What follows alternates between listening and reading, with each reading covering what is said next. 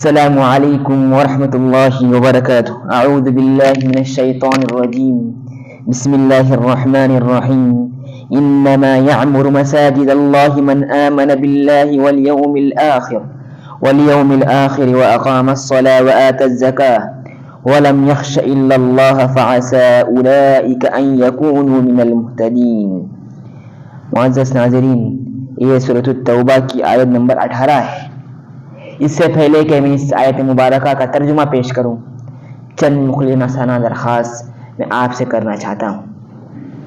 ہم جانتے ہیں کہ 6 دسمبر 1992 کے دن ہمارے اس ملک ہندوستان میں بابری مسجد شہید کر دی گئی، غیر قانونی طریقے سے، بڑے ظالمانہ طریقے سے۔ میں اس واقعات کی تفصیل میں جانا نہیں چاہتا، بہرحال میں آپ سے کچھ خاص باتیں کہنا چاہتا ہوں۔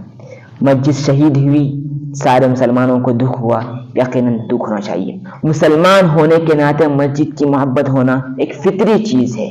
مسجد شہید ہوئی، بہت سارے واقعات پیش آئے، سیاست کرنے والوں نے سیاست کا فائدہ اٹھایا اور اقتدار پر اپنی کرسیوں کو جمایا، اور محبت بانٹنے والوں نے محبت بانٹی، نفرت کرنے والوں نے نفرت بھی کی۔ بہرحال جو کچھ کیا لوگوں نے کیا۔ یہ ملک ہمیں آج بھی محبوب ہے، کل بھی محبوب تھا اور آئندہ بھی انشاءاللہ محبوب رہے گا، مگر اس ملک کی عدالت میں کئی سال تک بابری مسجد اور رام مندر کا فیصلہ پینڈنگ رہا، چلتا رہا۔ میں واقعات کی تفصیل میں جانا نہیں چاہتا، بہرحال یہ وقت ایسا بھی آیا، اس ملک کی اعلیٰ عدالت نے یہ کہہ دیا کہ یہ معاملہ عدالت کے باہر صلح صفائی سے، محبت سے حل کیا جانا چاہیے، اور وہ کمیٹی مقرر کی۔ بہرحال اس کمیٹی میں بات نہیں بن سکی، پھر وہاں پر یہ معاملہ ملک کی اعلیٰ عدالت میں چلا گیا۔ آخرکار 9 نومبر 2019 کو اس ملک کی عدالت نے اپنا فیصلہ سنایا۔ فیصلہ جو بھی ہوا، ملک کی عوام پر اس کا کیا اثر پڑا، عالم پر اس کا کیا اثر پڑا، پوری دنیا میں اس کی تفصیلات میں نہیں چاہتا۔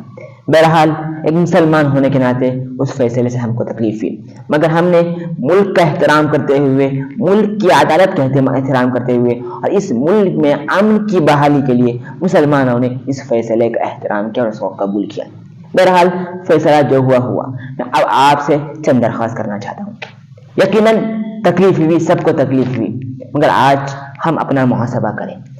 آج یہ محاسبہ کرے کہ ہمارے محلے کی مسجدوں کا کیا حال ہے۔ آج یہ محاسبہ کرے کہ خود اپنی نمازوں کا کیا حال ہے۔ ہر شخص اپنا ذمہ دار ہے، اپنے علاقے کا ذمہ دار ہے اور اپنے گاؤں کا ذمہ دار ہے، اور ایک مسلمان ہونے کے ناطے ہمیں فکر ہونی چاہیے۔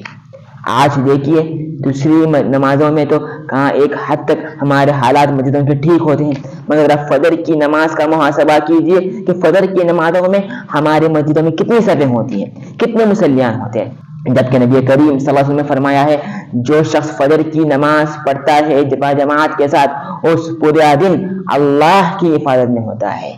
آج دیکھیے ہماری نمازوں کا کیا حال ہے، اور آج ہم حالات کا رونا روتے ہیں، ظلم کا رونا روتے ہیں۔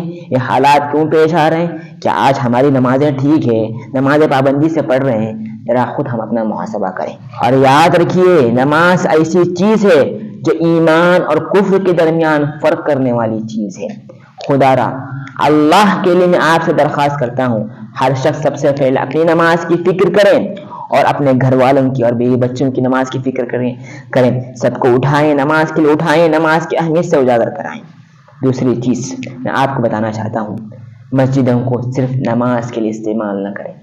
باقاعدہ ہر مسجد کی ذمہ داران کی اور کمیٹیوں کی ذمہ داری بنتی ہے کہ مساجد کو صرف نماز کے لیے نہ کھولیں، بلکہ وہاں پر دین کے حلقے چلائیں، لوگوں کو عقائد سے واقف کرائیں، لوگوں کو درمیان احادیث کے درس رکھوائیں اور قرآن کے دروس کروائیں، تاکہ معاشرے میں ایک دینی شعور پیدا ہو اور لوگوں کے درمیان اسلام کی بیداری پیدا ہو۔ صرف مسلمانوں کے لیے نہیں، برادران وطن کے لیے بھی ایسے دین کے حلقے اسلام کے تعارف کے لیے کروائیں، تاکہ معلوم ہو کہ ہم خیر امت ہیں اور خیر امت ہونے کا صحیح حق ادا کریں۔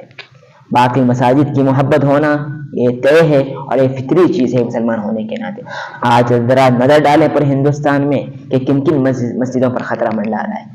یہ موقع کس نے دیا؟ یہ موقع ہم نے خود دیا. یا تو ہم نمازیں صحیح سے نہیں پڑھتے، مساجد کو آباد کرنے کی فکر نہیں کرتے، یا پڑھتے بھی ہیں تو نماز پڑھ کر فوراً آ جاتے ہیں، مساجد کو دوسرے کاموں کے لیے استعمال کرنے کی کوشش نہیں کرتے. ہم اپنی ہر مسجد کو مسجد نبوی کا نمونہ بنائیں، محمد مصطفیٰ صلی اللہ علیہ وسلم کی مسجد کا نمونہ بنائیں کہ کس طرح سے دین کے حلقے وہاں پر چلتے تھے. الحمدللہ آج بھی چلتے ہیں. اسی طرح ہم ہر مسجدوں میں کر سکتے ہیں، کیوں نہیں کر سکتے؟ فکر کرنی چاہیے. اللہ تبارک و تعالیٰ کیا فرماتے ہیں؟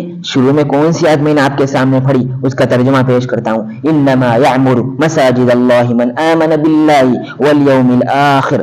اللہ کے مسجدوں کو وہی لوگ آباد کرتے ہیں کہ اللہ اور قیامت کے دن پر ایمان لاتے ہیں. اور آگے فرمایا وَأَقَامَ الصَّلَاةَ وَآتَى الزَّكَاةَ، جو نماز قائم کرتے ہیں اور زکوٰۃ ادا کرتے ہیں. وَلَمْ يَخْشَ إِلَّا اللَّهَ فَعَسَىٰ أُولَٰئِكَ أَن يَكُونُوا مِنَ الْمُهْتَدِينَ. اور اللہ کے سوا کسی سے نہیں ڈرتے، یہ لوگ عنقریب ہدایت والوں میں ہوں گے. دیکھیے جو مساجد کو آباد رکھتے ہیں ان کے بارے میں اللہ خود کہتا ہے وہ یقیناً ہدایت پائیں گے. لہٰذا حالات کا رونے کے بجائے خود اپنی اصلاح کر لیں، اپنی مسجدوں کی فکر کر لیں، نمازوں کی فکر کر لیں، نمازوں کو نبوی اصول کے مطابق پڑھیں، نماز کی طرح پڑھیں جس طرح نبی کریم صلی اللہ علیہ وسلم نے پڑھ کر دکھایا. یہی میری ویڈیو کا پیغام ہے. میں پہلے ہی آپ کے سامنے آنا چاہتا تھا، میں نے سوچا ذرا رک کر آپ کے سامنے تفصیل سے پیغام پیش کروں. اللہ تعالیٰ سب سے پہلے مجھے بھی اور آپ تماموں کو بھی عمل کی توفیق عطا فرمائے. السلام علیکم ورحمۃ اللہ.